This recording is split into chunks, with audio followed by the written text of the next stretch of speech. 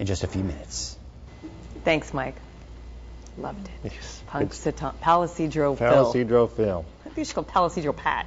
Yeah, Whatever. yeah. All right. Well, we are connecting the dots for you tonight with a story that actually starts in Lincoln, Nebraska, and ends all the way right here in the North State. It took almost 50 years. An exhibit of photographs enlarged from some glass negatives is marking Black History Month at Chico State. That the images taken from 1910 through 1925 are now on display at Chico State is a story in itself. During research on black-owned businesses in Lincoln, Nebraska in 1999, some glass negatives were discovered. Doug Keister grew up in Lincoln. His mother still lives there. She saw a story in the local paper and asked him if he didn't have some glass negatives from that same era. He did. He had bought them at a garage sale in 1965. Turns out they were all taken by the same photographer. 36 negatives were uncovered in Lincoln. Doug had 280. What I had was immediately described as a state treasure.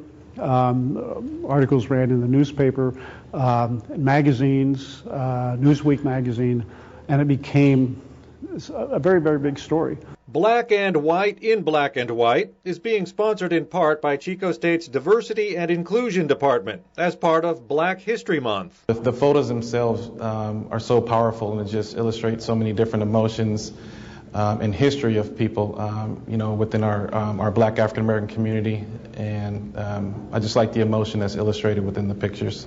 The opportunity to share these pictures and the stories and negatives behind them has been a long time coming. Doug couldn't be more excited and satisfied. The feeling I get is just incredible. It's taken almost 50 years from the time that I first found the negatives to having this happen. So there's a great sense of completion that finally the public is able to see what I've known about for almost 5 decades. Black and White in Black and White is now on display in the Humanities Center Gallery in Trinity Hall on the Chico State campus. It's free. It's open during school hours from about 8 until 5. It will run for the next 3 weeks through February 24th.